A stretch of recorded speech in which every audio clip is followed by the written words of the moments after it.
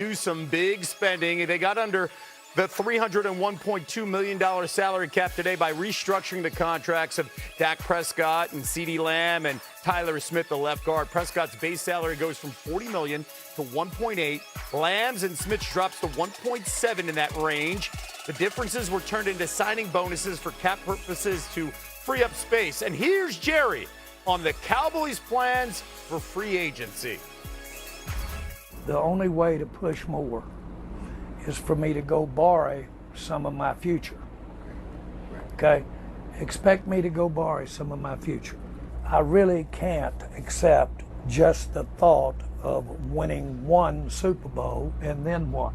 I see a chance to put a team together and basically be knocking at the edge and get another one or get a chance at another one.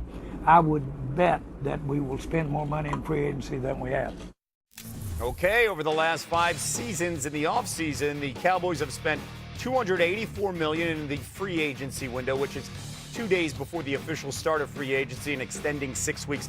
That is last in the NFL in that span. However, Dallas has spent the 6th most money in the league over the last 5 seasons. They just don't often do it during free agency. Okay, he says it, he talks it. It's not like he's saying I'm all in like we've heard in the past. But, Lewis, I'm giving you the opportunity to spend some money. Yeah. How should the Cowboys spend their money this offseason?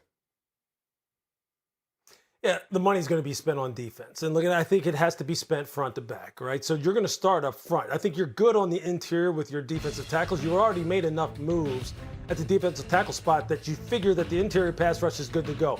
It's who can you get to come off of the edge? Who is the big game? Who can you go big game hunting for right now? I think obviously that has to start with Trey Hendrickson. I think you have to make a run at a guy like Trey because that would make your defensive front pretty formidable. Think about Quinn Williams, Trey Hendrickson, Osa Odighizuwa. I mean, that's a pretty good group. Kenny Clark, that's a pretty good group. Donovan Ezra-Rock, who they drafted last year out of Boston College. Now you're cooking. Then in the draft, like obviously this isn't free agency spending, but who knows how much it'll cost to get Trey to come there because I think Indianapolis will be players because his old coach is there, right? Lou Anarumo's the defensive coordinator there who he had so much success with in Cincy. In the draft, that's when you go heavy on the secondary. That's where you go heavy at corner. You go heavy at safety. That's when you start thinking about Mansour Delane. You start thinking about guys like Dylan Thieneman from Oregon, a safety, a corner, guys who are hybrid dudes who are young, fast, big hitters, turn the football over. Now I think then you're talking about maybe getting that one Super Bowl that he's talking about that he says he wouldn't be satisfied with. He needs 2 or 3. Just get one. Just get to the playoffs and then win a game. Let's just start there. You know, we're always trying to spend the Cowboys' money. I'm going to help Jerry out. Right now, his defensive tackle room is the most expensive defensive tackle room in football. So I think we need to trade one of those guys. Whichever one, you just traded for Quentin Williams, so it's not going to be him. So either Kenny Clark or Odighizuwa, one of those guys to me has to go. And in turn, now what you said, Lewis, let's start enacting on that plan. Let's add some guys to come off the edge because you got to get pass rush. It doesn't matter who's calling the defense. If you don't have guys that can make the ball come out, it does not matter. And then once we address the front, let's then get to the back end. But there's no doubt, defensively is where they need to go. But before they start spending some money, I don't think you can have as much money as they have tied up at the defensive tackle position. You can only play 2 unless you're going to play a bare front, which is center and both guards are covered. I don't know many teams are playing that as their base. So you can only play 2 defensive tackles. They have a lot of money tied up in those 3 guys. All right, let's spend Jerry's money since we're all doing it here. Offensively, they're good. I think offensively, Dak Prescott playing like a top 2 or 3 quarterback last year. I think that's a top 5 offense. Go to defense. What both you guys said, it starts with the defensive line, then the linebackers, then the secondary. They need the most help there. You cannot leave free agency without either landing Trey Hendrickson or Max Crosby. One of those 2 guys to make a splash, finally come through on your promise, Jerry, of giving the Dallas Cowboys something they need. And I love the fact that you're going to do it building from the front to the back. Because if you get to the quarterback faster, that makes your job easier in the secondary. If you can have up double teams, like you guys know, linebackers can roam free. I think without a doubt, Max Crosby Trey Hendrickson would shore up that defensive line. Then I love Lewis's idea of going in the draft and spending for corner and safety, but you have to land either Trey Hendrickson or Max Crosby. Yeah, I couldn't agree more. And look, Trey's going to be a good one.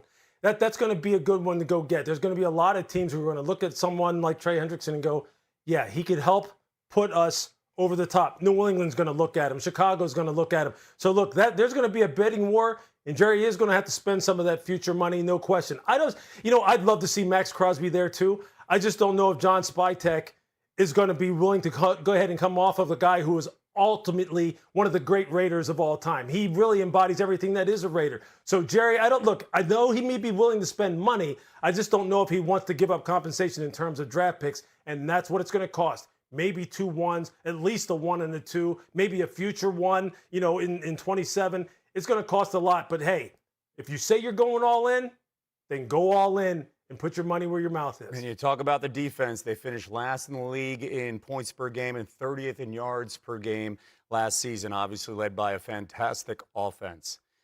Hey, we have some breaking news here.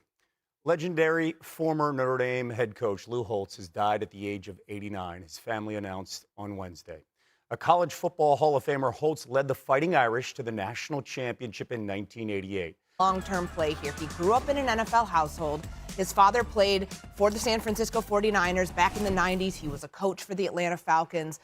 Drew has seen the effects that an NFL career can have on somebody. So at 27 years old, somebody who's known as a very cerebral person, a Stanford grad, kind of doing what another Stanford grad did a couple years ago. Andrew Luck is the first name that comes to mind there. So this is not something that was injury related or anything that had to do with the current time. This is Drew Dalman thinking about his future, which of course creates a significant void along a position that became the team's strength after it had been its weakness for so many years. So how does this team now, especially a week before the new league year, how do they plan to fill this position? So free agency was all supposed to be about the pass rush. Yeah. Fixing the pass rush, using the cap space that they still have yet to create to go get a premier edge rusher to complement Montez Sweat.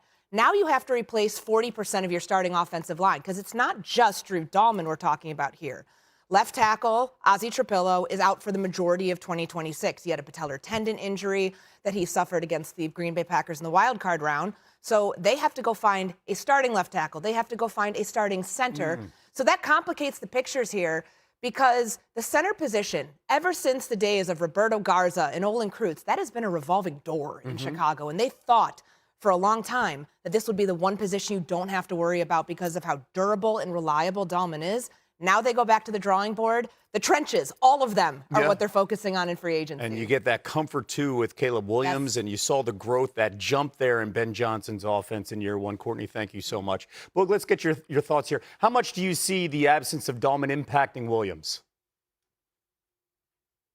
Well, I think it's going to impact it a lot, Kev. First, let me just add to that. I think when you look at Drew Dalman, let's not forget, not only did his dad play professional football, his dad had spinal surgery early in his career, and so maybe he's looking at the effects of that and how that may affect him making a smart decision.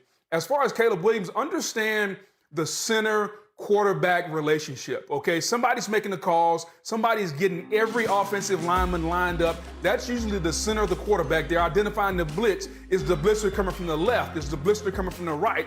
And on top of that, let's understand this, Kev. There is a close relationship because there is a man that's sticking both of his hands underneath your rear end for 3 hours every day in the off season, during the season, in practice or whatever.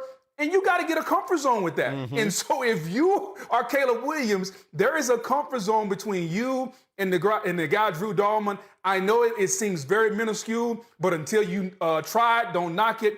There has to be comfort. And so I think now he's got to go through an entire offseason of finding new comfort, who's going to make the calls, who's going to do all these different things.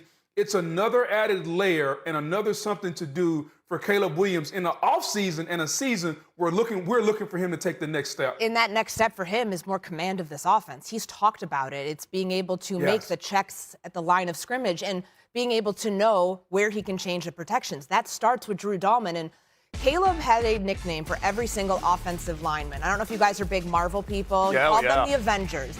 And the most important Avenger, arguably, is the Hulk, because it's the brute strength and being tactical with that, but also he has the PhD level intellect from his human alter ego. That's Drew Dahlman. That's what the Bears are going to be missing here. So to find somebody who can mitigate the issues along the offensive line with some of the communication early on, that was what plagued the Bears weeks 1 through 4. A lot of pre-snap penalties, a lot of issues up front. Drew Dahlman and Caleb Williams, once they got their connection rolling, that was seamless.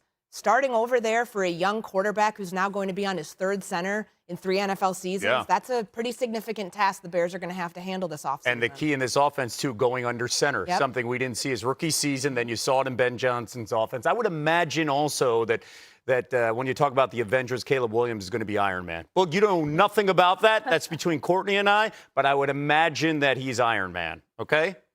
He could be Spider-Man, too. I don't know if Spider-Man was an Avenger. See, exactly. I just me. proved my point right there. Right there, Courtney, thank you. Keep in mind, despite winning the division in 2025, DraftKings Sportsbook has Detroit and Green Bay ahead of Chicago to win the NFC North next season. All right, we got more news coming in on NFL Live, as we have from Jeremy Fowler.